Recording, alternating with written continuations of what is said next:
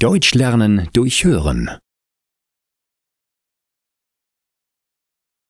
Leer. Emil sitzt im Büro und langweilt sich.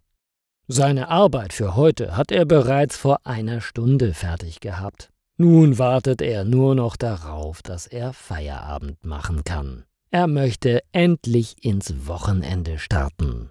Hoch die Hände, Wochenende, denkt Emil, als seine Chefin Karin ihre Sachen packt. Wenn sie geht, kann er auch gehen. Emil ist heute sogar vor Karin auf der Arbeit gewesen. Er steckt seine Brotdose in den Rucksack und zieht seinen Mantel an. Er fragt sich, ob es noch schneit. Heute Morgen hat es so stark geschneit, dass er kaum etwas sehen konnte.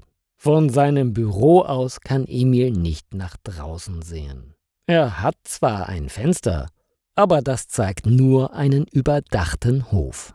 Als Emil endlich das Gebäude verlässt, weht ihm kalter Wind ins Gesicht. Es schneit nicht mehr, aber es ist eisig kalt. Nicht so schlimm, denkt er. Der Weg zur U-Bahn-Haltestelle ist nicht weit. Dort ist es nicht so kalt wie draußen, aber es ist immer sehr voll um diese Uhrzeit. Emil geht die Treppe hinunter zu den U-Bahn-Gleisen. Überall um ihn herum sind Leute. Einige von ihnen husten, andere schniefen.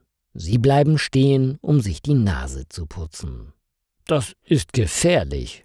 In dieser Menge von Menschen kann es sein, dass jemand nicht aufpasst. Dann kann es passieren, dass man stolpert und wenn einer die Treppe hinunterfällt, wirft er auch die Menschen vor sich um. Emil versucht deshalb immer am Rand zu gehen, damit er sich am Geländer festhalten kann.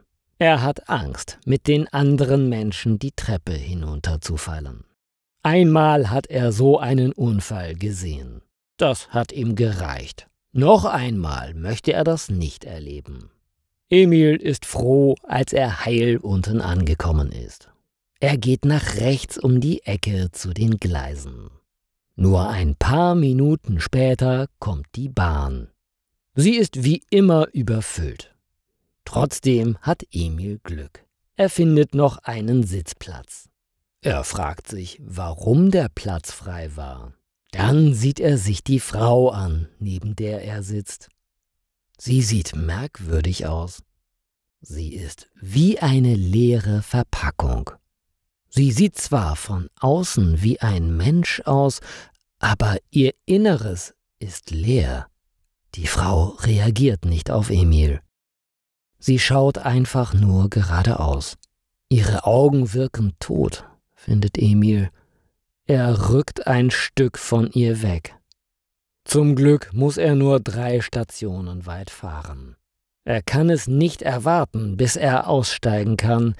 Die Frau macht Emil nervös. Sobald die U-Bahn seine Haltestelle erreicht hat, steht er hastig auf. Er möchte so schnell wie möglich aussteigen.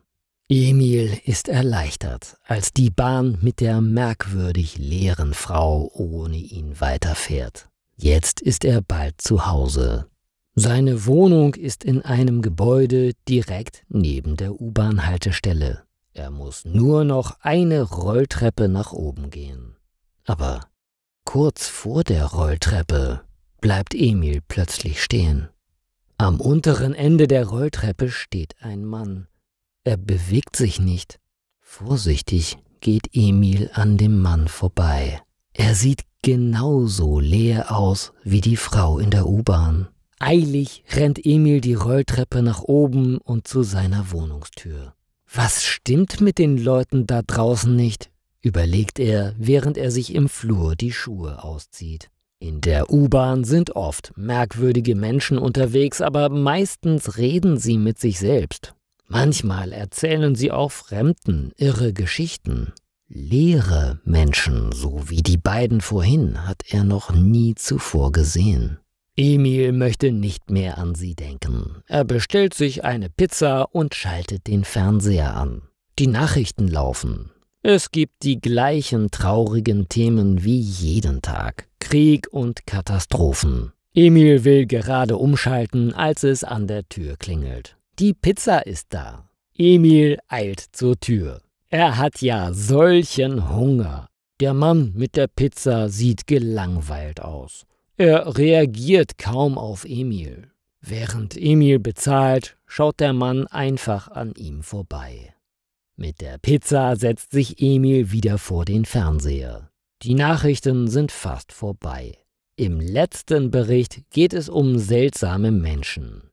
Überall in der Stadt hat man Menschen gesehen, die auf nichts reagieren.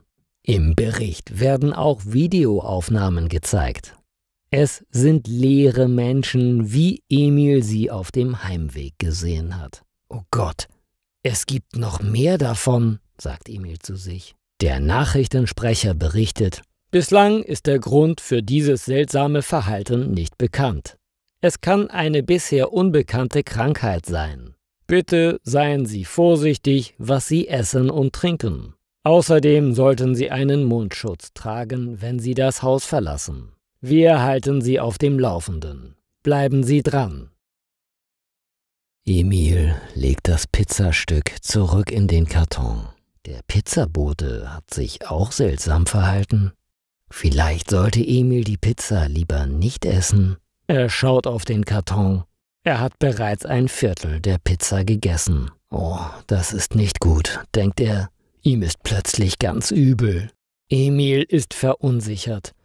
Ist ihm übel, weil er Angst hat? Oder ist ihm übel, weil mit der Pizza etwas nicht stimmt? Seine Hände schwitzen, sein ganzer Körper schwitzt. So hat Emil sich den Freitagabend nicht vorgestellt. Vorhin im Büro hat er sich überlegt, dass er abends noch in eine Bar gehen möchte. Aber nun sitzt er auf seinem Sofa und hat Angst vor seiner Pizza. Naja, er hat nicht direkt Angst vor der Pizza, sondern davor, dass sie ihn krank machen könnte. Emil möchte nicht so werden wie die leeren Menschen. Er sitzt den ganzen Abend vor dem Fernseher und wartet auf neue Informationen. Immer wieder gibt es kurze Updates. Die Zahl der leeren Menschen steigt. Auch aus anderen Städten gibt es nun Berichte über leere Menschen. Sie werden genau im Auge behalten. Wissenschaftler versuchen zu verstehen, was mit diesen Menschen los ist. Am Samstag gibt es Berichte aus anderen Ländern. Emil ist sehr müde. Er hat die ganze Nacht die Nachrichten verfolgt. Ab und zu ist er kurz eingeschlafen, aber nie lange. Am Sonntag hört Emil in den Nachrichten, dass ein Virus die leeren Menschen krank gemacht hat. Es breitet sich schnell aus. Emil fühlt sich krank.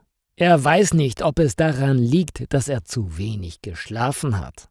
Vielleicht liegt es auch daran, dass er Angst hat. Sein Kopf tut weh. Er fühlt sich schwach. In den Nachrichten haben sie gesagt, dass man zu Hause bleiben soll. Das ist gut. Emil möchte auch nicht nach draußen. Er hat viel zu viel Angst. Er möchte kein leerer Mensch werden. Am Montag liegt Emil nur auf dem Sofa. Er schaut auf den Fernseher, hört aber nicht wirklich zu, was in den Nachrichten gesagt wird.